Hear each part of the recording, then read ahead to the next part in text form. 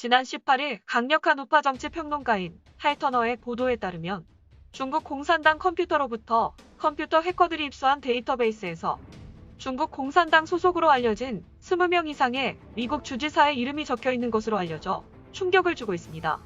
할터너는 지난 12일 텍사스주가 제기한 소송을 기각한 연방대법원 수장인 존 로버트가 이 소송을 기각하기 위해 주니어 법관들을 협박한 대화 내용을 폭로하여 화제가 됐던 정치평론가입니다. 보도에 따르면 이 데이터베이스는 원래 암호화된 메신저 앱인 텔레그램에서 유출되었으며 중국 공산당원 195만 명의 명부가 유출된 가운데 이 중 일부는 서방국 중국 주재 대사관이나 영사관 등 민감한 곳에서 근무하는 것으로 나타나 논란이 예상됩니다. 할터너 쇼의 보도에 따르면 최근 19개국의 의회 의원 200여 명으로 이뤄진 대중국 의회간 연합체는 중국 관체제 인사로부터 입수한 중국 공산당원 명부를 몇 개 언론에 제공했다면서 이같이 전했습니다. 이 명부는 반체제 인사가 2016년 4월 16일 공산당원 정보가 담긴 서버에서 빼내 지난 9월 IPAC에 제공한 것입니다.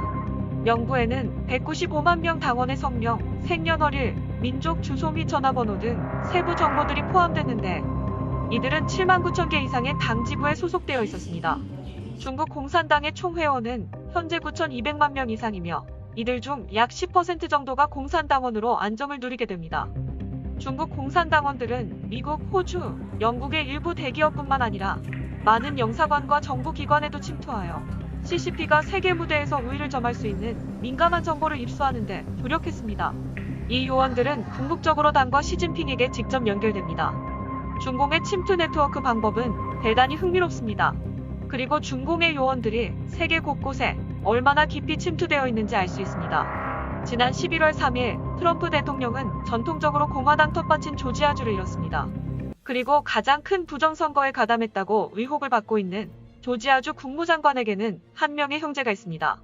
주지사의 형 론 라펜스버거는 하이 엔터프라이즈 스토리지 솔루션의 CTO, 최고 기술 책임자입니다. 화웨이 엔터프라이즈 스토리지 솔루션이라는 회사는 심전에 본사를 둔 중공의 데이터 스토리지 회사입니다. 화웨이와 같은 거대 기업은 CTO에게 막대한 비용을 지불합니다.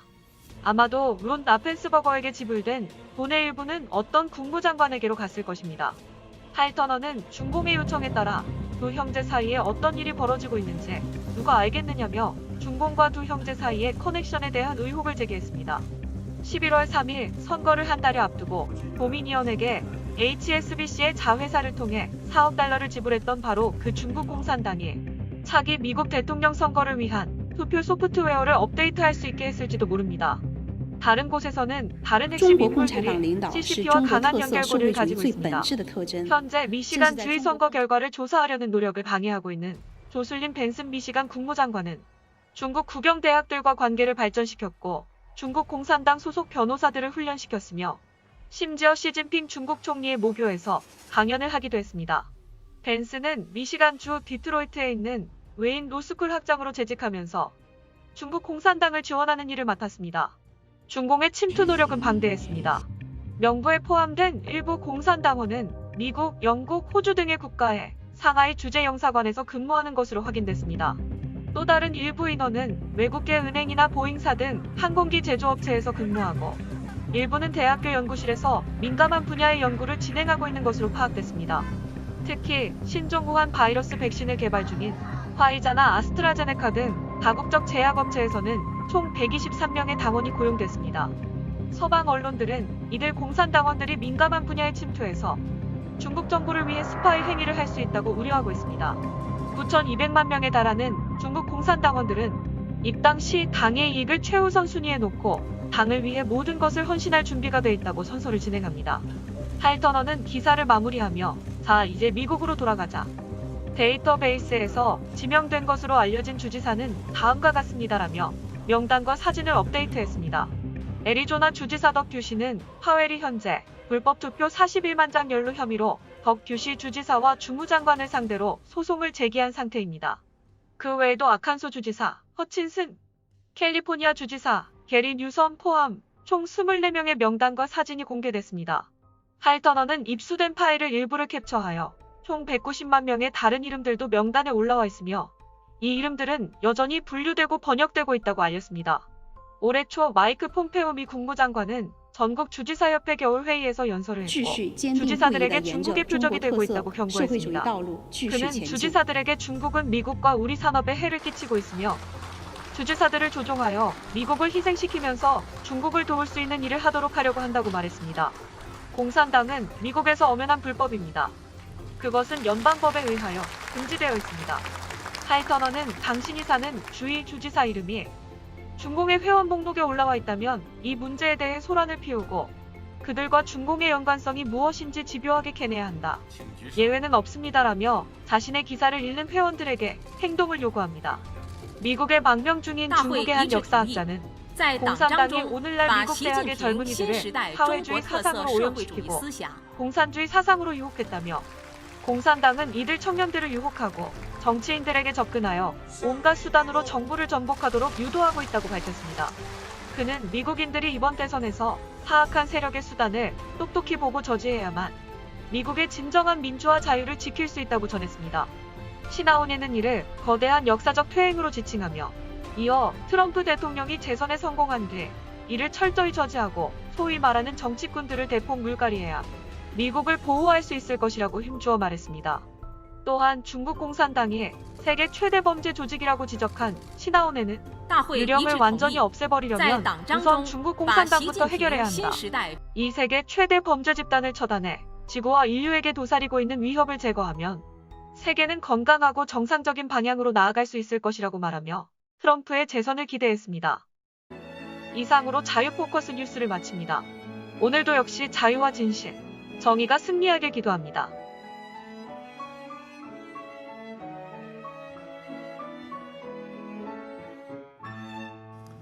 Next year marks half a century since Dr. Kissinger's secret mission to China, and the 50th anniversary of President Nixon's trip isn't too far away in 2022.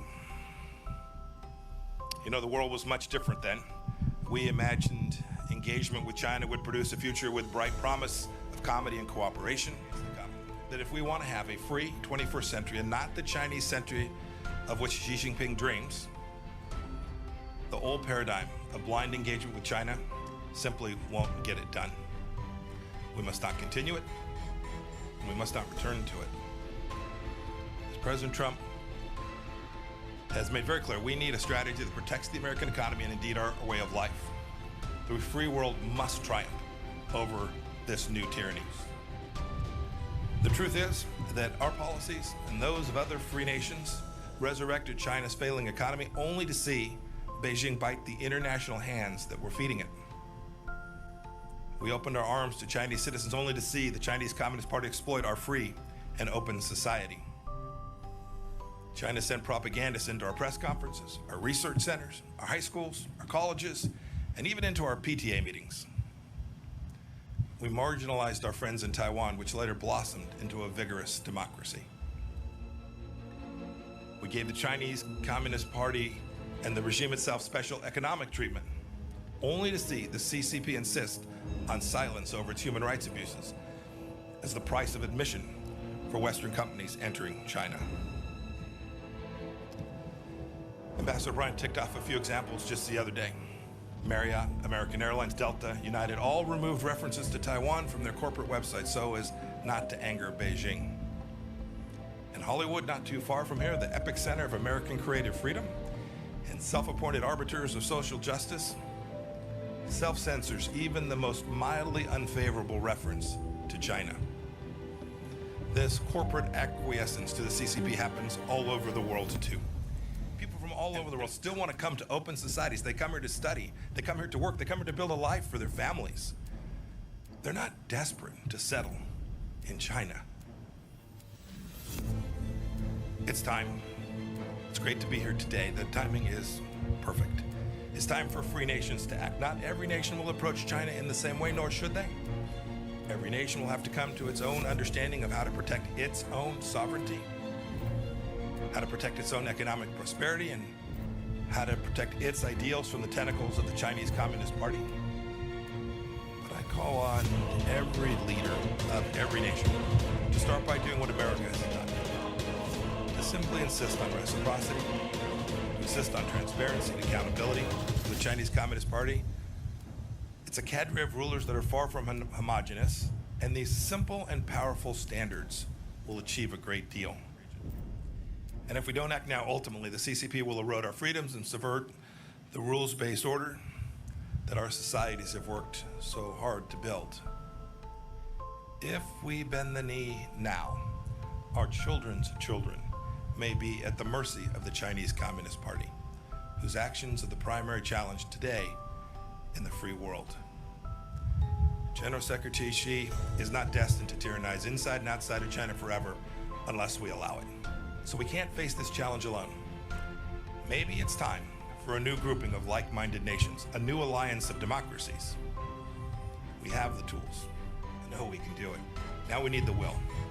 To quote scripture, I ask, is our spirit willing, but our flesh weak? If the free world doesn't change, communist China will surely change us. There can't be a return to the past practices because they're comfortable or because they're convenient. Securing our freedoms from the Chinese Communist Party is the mission of our time, and America is perfectly positioned to lead it because our founding principles give us that opportunity. As I explained, staring at Independence Hall, our nation was founded on the premise that all human beings possess certain rights that are unalienable, and it's our government's job to secure those rights. It is a simple and powerful truth. It's made us a beacon of freedom for people all around the world, including people inside of China. Indeed, Richard Nixon was right when he wrote in 1967 that the world cannot be safe until China changes. Now it's up to us to heed his words. Today, the danger is clear, and today the awakening is happening. Today, the free world must respond. We can never go back to the past. May God bless each of you. May God bless the Chinese people. And may God bless the people of the United States of America. Thank you all.